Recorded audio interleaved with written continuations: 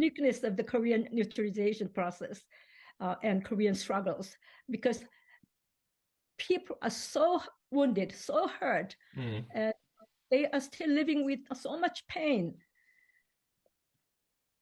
that was originated from the war and the Japanese period and so on.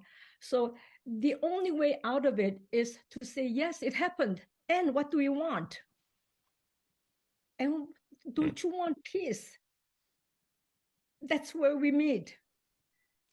And to have peace, to accomplish peace in this land, in this country, we have to not forget what happened, but first of all, we have to do inner healing.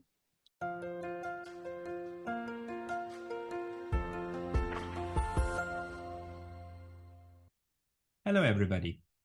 This is Pascal from Neutrality Studies, and it is my pleasure to introduce to you today Dr. Vana Kim Hansen, who is a third-generation neutralization activist in Korea. She is currently co-chairing the Council for a Neutral, Unified Korean Peninsula and coordinator of the International Network for a Neutral Korea, the INNK. Dr. Kim Hansen was herself a refugee child of the Korean War, and her family is spread out over 3 continents. She lives in California and Korea, traveling to North Korea with her Canadian passport and to South Korea with her US passport. She received her MA in philosophy from the University of Chicago and her Ph.D. in education from Harvard. Dr. Kim Hansen, thank you for joining me today. It's a pleasure to be here with you. Let me maybe start by asking you about your personal connection to both Koreas. Most viewers of this channel will know that the Korean War, 1950 to 53, tore apart the country, tore apart families, and your family is one of them. Can you please give us your personal story and connection to both countries? Yes, I was born in Seoul, Korea in 1946.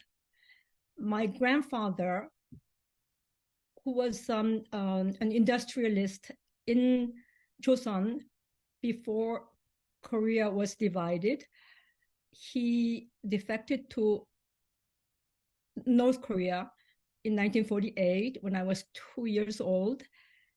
And my family, led by my parents, left Korea, and we became immigrants abroad.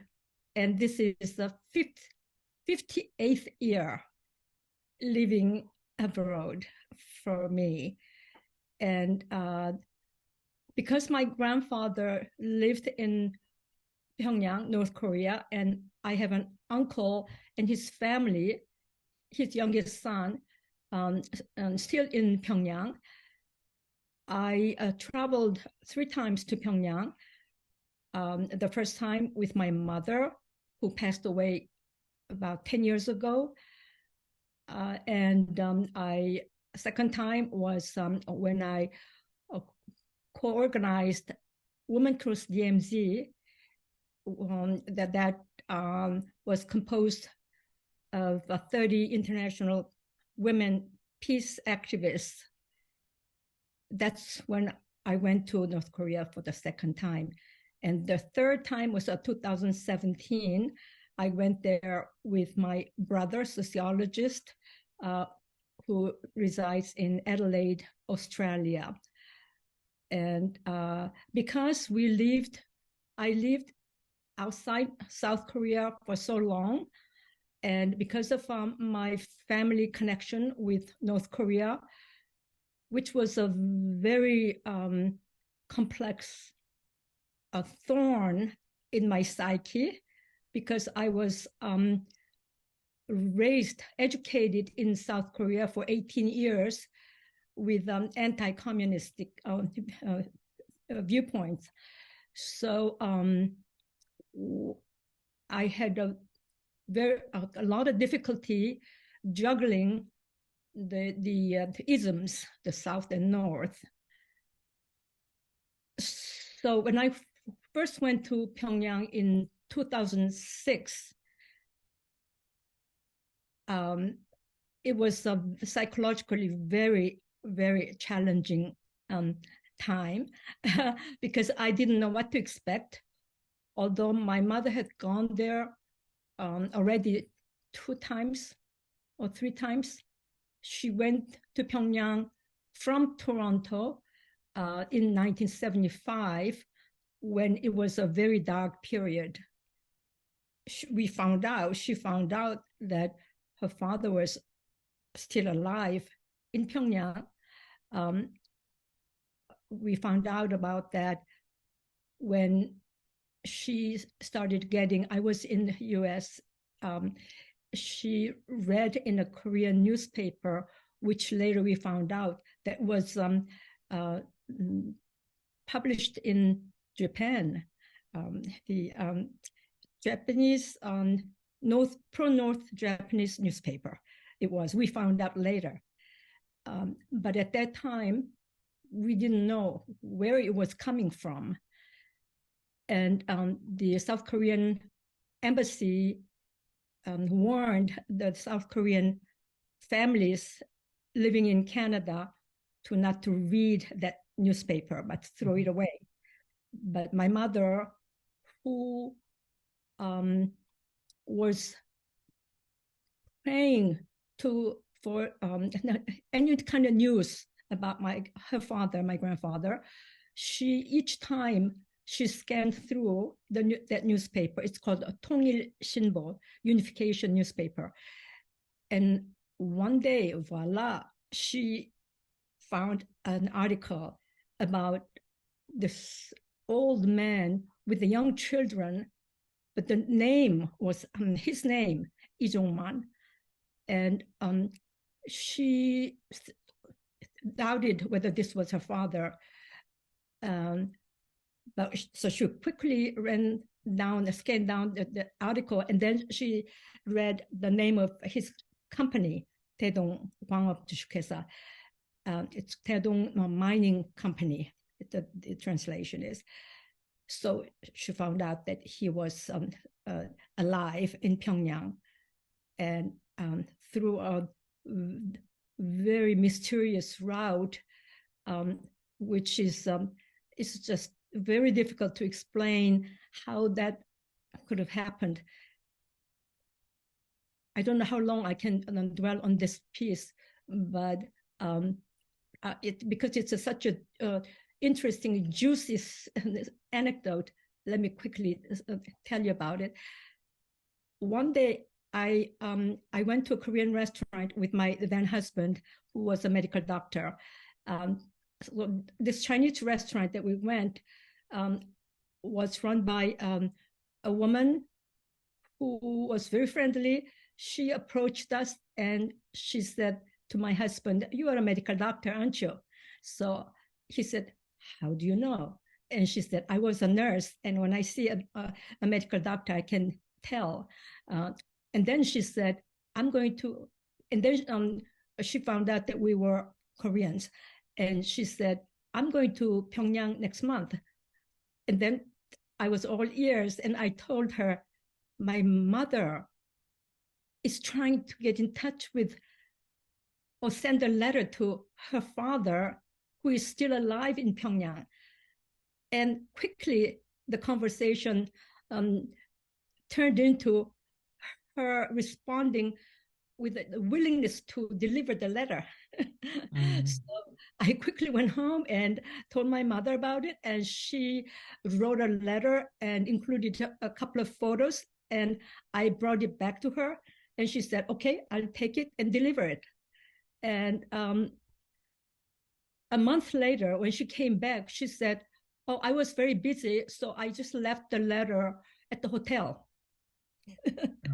But a couple months later, she received a reply from her father via 𝗏𝗏 in Nigeria. Wow. Yes. So the correspondence started. First, the letter was not written by him. She could tell it was written by somebody else. And then she said, "I want to read your handwriting, please write it yourself. And then he wrote a little bit something and sent it back. He was having eye trouble at that time. Later, he had cataract surgery. So that's how she, the following year, she joined so this Chinese woman was going to Pyongyang as a member of a Canadian trade delegation. Mm-hmm. So the following year, my mother joined that trade delegation that was going back to Pyongyang, and she was playing a role of a translator. So she went there in 1975 and met her father, and they spent 3 nights, 4 days in an inn in Pyongyang, and he at the end of their visit, he said, our country should unify by neutralization, permanent neutrality, unification. And when she came back, she was a completely different person.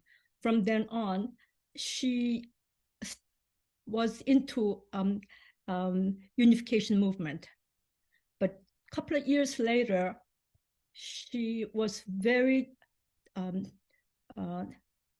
demoralized about unification movement because the people in the unification movement, the Korean people, South Korean people, were not getting along.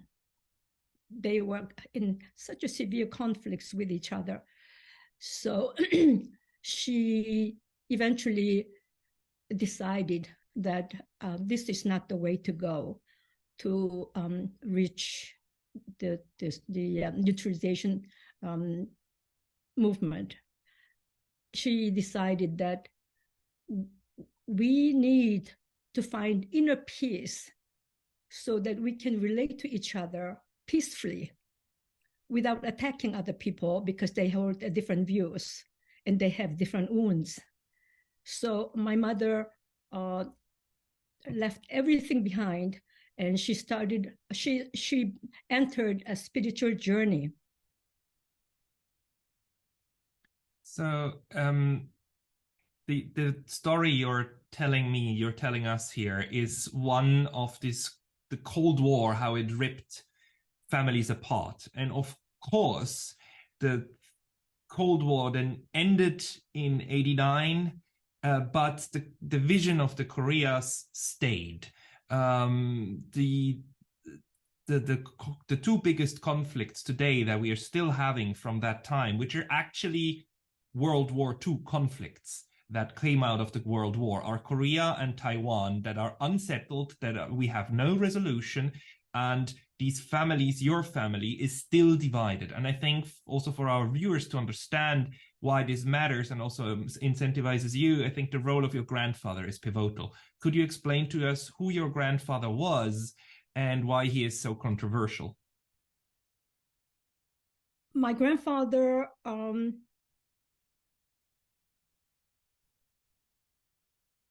his early 20s, he started education movement in his hometown because he realized that poor families couldn't send their children to school.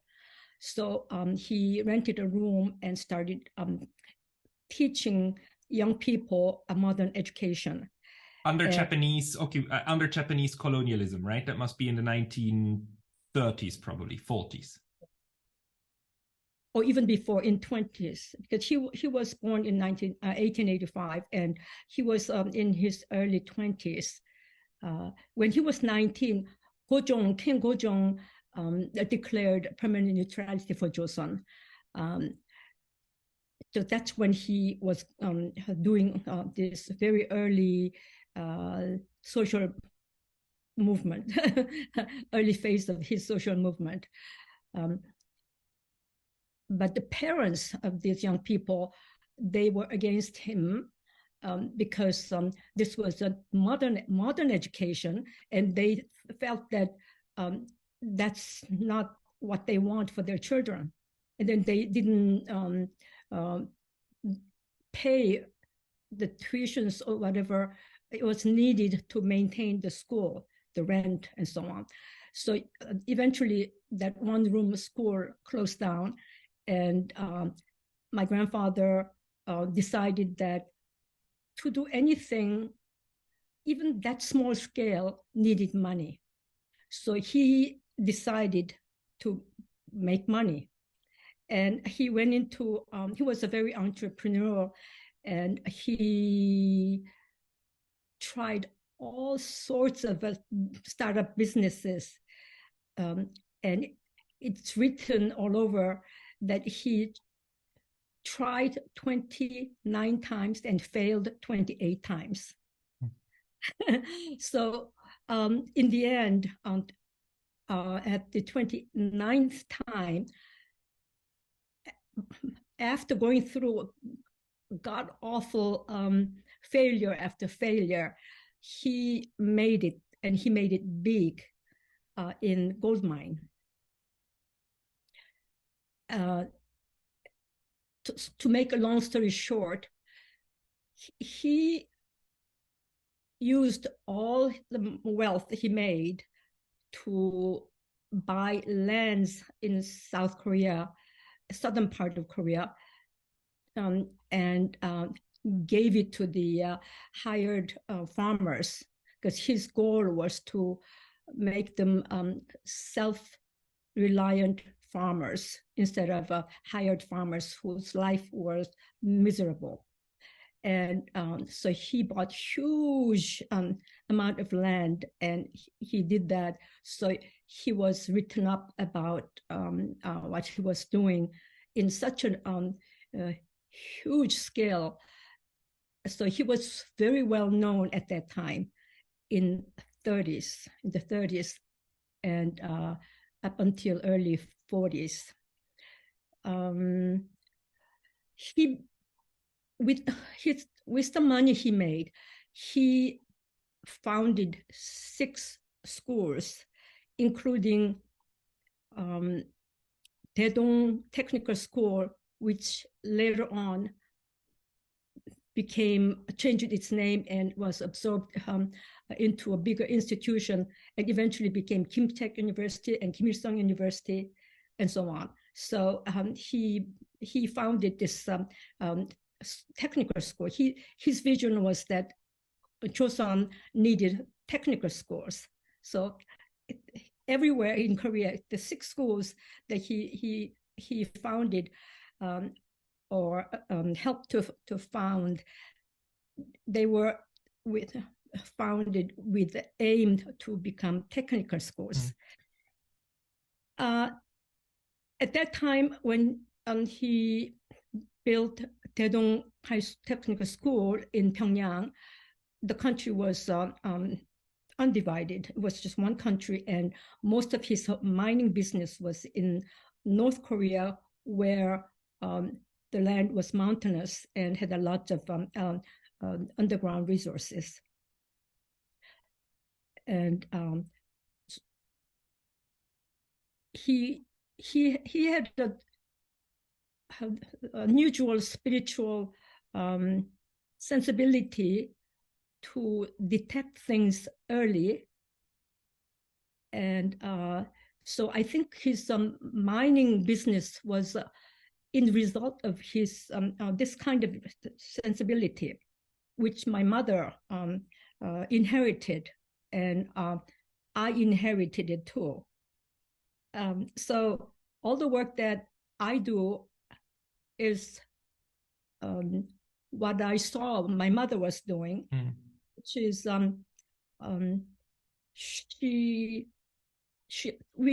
our daily habit is to empty our minds so that the vision comes to us.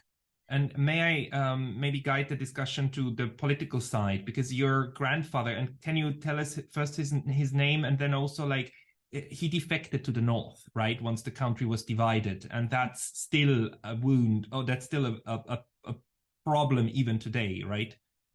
His name is in the south 𝗔𝗯𝘂𝘁𝘁𝘁, in the north 𝗔𝗯𝘂𝘁𝘁. And when he went to north in 1948, he was immediately, when he arrived, he was imprisoned on the way. It was a very complicated situation because moving from south to north was somewhat dangerous thing even at that time. And that was a year after Kim-gu was assassinated. My grandfather was supposed to go to Pyongyang to attend this meeting called Fatherland, Construction of the Fatherland meeting, hosted by Kim Il-sung. And Kim-gu and Yang Eun-hyung, they were all supposed to be there. And in the year before they went Pyongyang, my grandfather didn't go with them because he had family business to attend, which is taking care of the graveyard of his ancestors or something. And finally, in 1948, when he decided to go there, Kim-gu was gone. And when he arrived in Pyongyang at that assembly, he was alone without Kim-gu and Yang Eun-hyung. And Kim Il-sung was expecting him, and he invited my grandfather into the podium and welcomed him, saying that, I know what you have done for Joseon, which is helping the poor people, the workers, the hired farmers. So my grandfather's motto was all working people should live happily together. That's what Taedong means, great togetherness. So at that point, Kim Il-sung's vision and my grandfather's vision, I think, overlapped. I think my grandfather didn't expect that things would turn out the way it did. But at that time, that was the only thing he saw make sense for his home country, his fatherland or motherland. So he went and he did the best he can, serving whatever roles there were in front of him. And one of it was the chair. He was the member at that assembly. Kim Il-sung invited him to become a member of 𝗔𝗯𝘂𝘁𝘁𝘁, Fatherland Unification Frontline. And so he served in that. It's like later on, I found out that is a comparable to the unification ministry in South Korea. The name is different, but it played that kind of role. So in 1954 and 5, he served as the chairman of that division. And but that was after the Korean War and so on. So he saw where South Korea was heading and where the North Korea was heading. And deep inside, this is my interpretation based on what my mother said from her meeting with him. His vision was the country, neutrality, neutralization is the way and the only way for the country of Korea to go. At that time, or before that time, Kim Il-sung had mentioned several times, or dozens of times, about going neutral, but he never mentioned permanent neutrality in his speeches or books or writings. But what my grandfather told my mother as his last words was permanent neutrality, which is unheard of in North Korea. So my mother, when she came back, what she did is she started praying day and night for permanently neutral, unified Korea. And that is what you're working on now, right? I mean, you inherited this, and maybe I need to say that I wrote a paper together with 𝗏𝗂𝘂𝘁𝗏𝘂𝘁𝘆, whom I will put in touch with you as well. And one thing in Korean history is quite interesting. Over the last 150 years, the only one, or not the only, but a string that goes through 150 years of Korean history is the idea of making the entire peninsula neutral.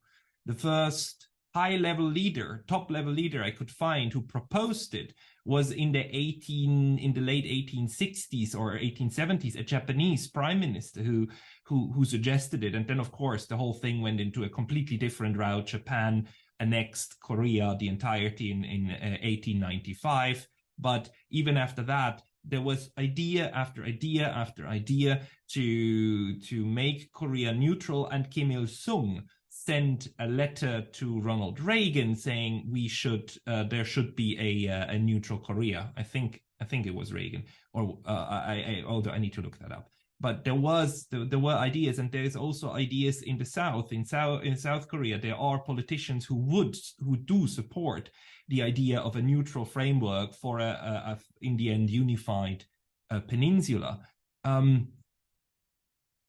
How do you view this issue today and the chances? Because generally the idea is that in the South we now have U.S. troops, right? South Korea is a U.S. ally. North Korea is an ally of China. The only security alliance that China has is with North Korea. And North Korea is definitely a buffer state for China. At the same time, the two Koreas are individual actors that can do things that neither of the powers likes. And we see this right now, where the South Korea promised to the US not to develop nuclear weapons, while the North has nuclear weapons and keeps developing those. But we also know that China is not very happy at the way that North Korea is behaving. I mean, the North Korea doesn't always do what China tells it to do. It's not a puppet regime that's in charge there, just as in the South we have individual actors. So realistically speaking, from your analysis of the Korean political situation in both North and South, how would you envision, could a neutrality bring a framework to the entire peninsula? I foresee that it's a long distance working out. I think political way of trying to deal with this neutralization is not going to work, at least not smoothly. From what I inherited from my grandfather, from his writing, and hearing about what kind of person, how he lived his life and so on, he was operating at the highest level of spiritual consciousness, which is seeing the whole universe working in unison. And humanity deep inside is reflecting that pattern. And it is only by fully assimilating or internalizing that kind of scope of things in consciousness, things can work out, especially Korean, because Koreans are very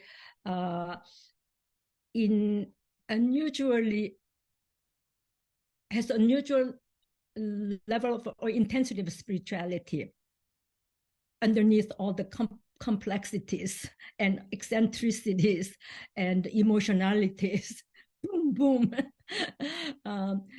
When I realized that I can really get to people's heart when I approach them at the heart level, at the purest level, when I bypass their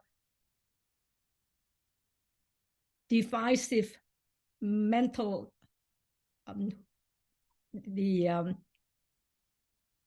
outer layers. When I approach Koreans in South Korea and when I approach Koreans in North Korea, on both sides, it's very similar. When I meet them at their heart level, which is very, very different from when we discuss things in the scholarly way or debate in the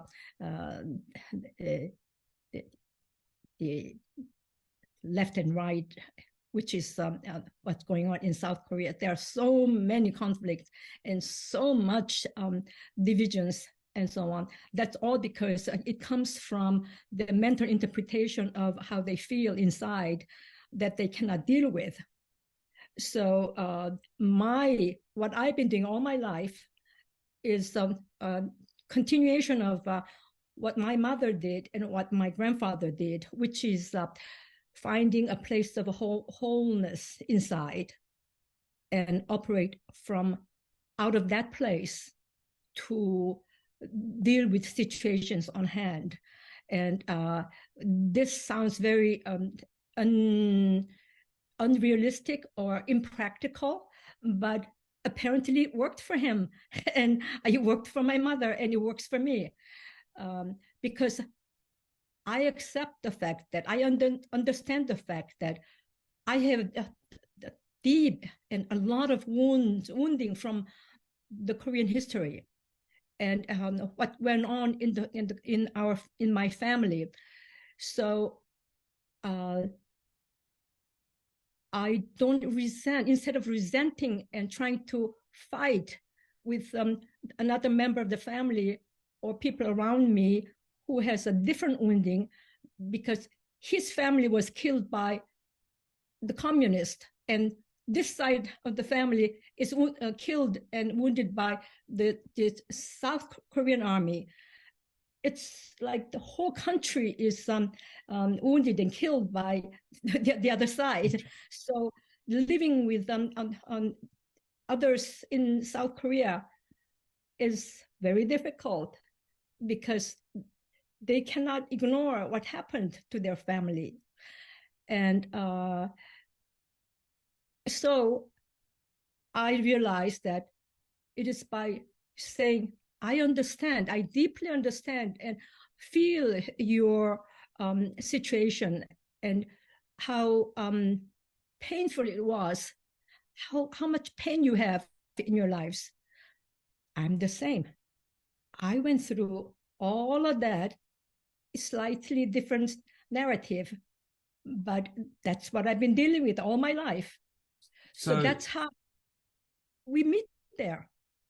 So you understand your activism for a neutral, unified Korea first and foremost on the personal level, person to person, and trying to create a people-to-people relationship between the North and the South Koreans, because even that one is poisoned at the moment, right? Even that one is very difficult, which makes it different, very different from East and West Germany, which on a people level was still very tightly knit, even despite that. So, and the uniqueness of the Korean neutralization process and Korean struggles, because people are so wounded, so hurt, and they are still living with so much pain that was originated from the war and the Japanese period and so on. So the only way out of it is to say, yes, it happened. And what do we want? And don't you want peace? That's where we meet. And to have peace, to accomplish peace in this land, in this country, we have to not forget what happened, but first of all, we have to do inner healing. And there's so many ways to do it. And one way is through the spiritual training, or there are so many methodologies to heal the inner wounds, emotional, psychological wounds, and so on. So you can do so many things. You can do it through your religion, and you can do it through the modern psychological, psychiatric centers and so on. And I've done so much work to heal myself. That's what I did since I got my Ph.D. from Harvard. I delved into my healing journey.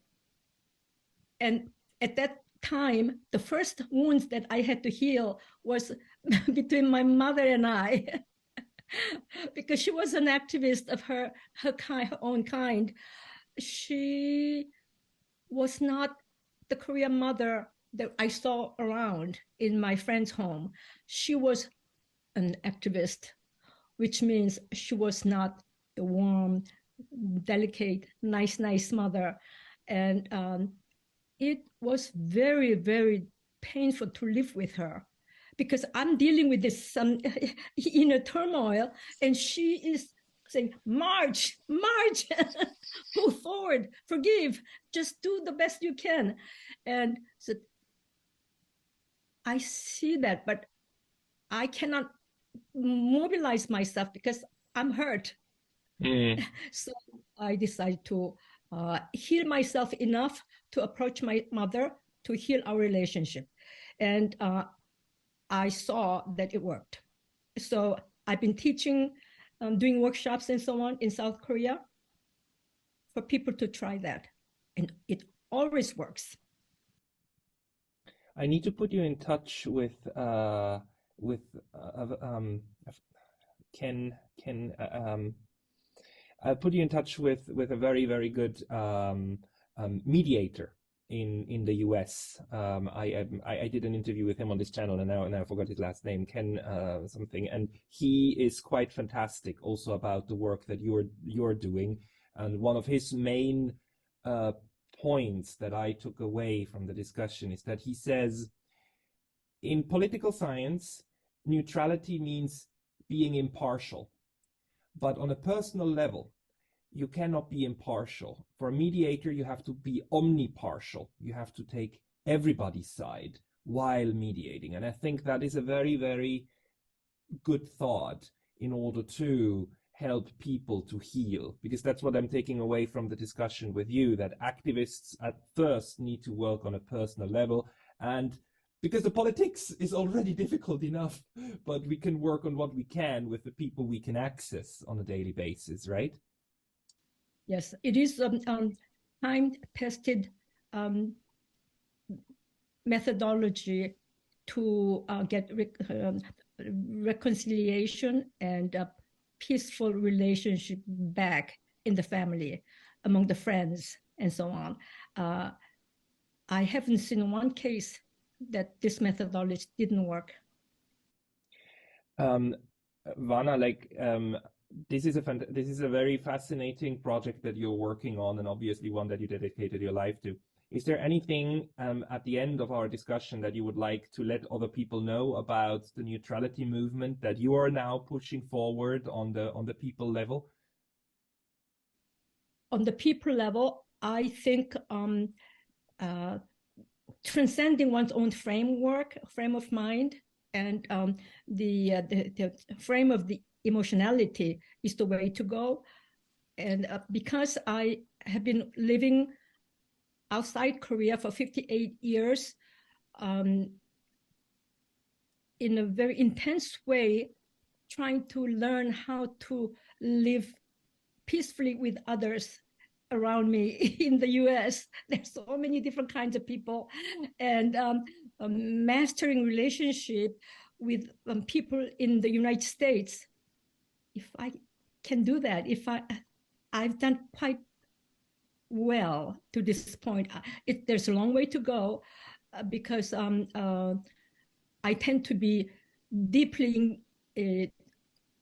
focusing on one thing at a time, which means I'm oblivious of other things at that moment. So I'm constantly, whenever I meet different people, like when I'm meeting with you, I am underneath. While we're talking, I'm trying to find your current vibration and trying to find how to resonate with it, not at the mental level, but vibrationally, how to flow together and dance with it and create a new path.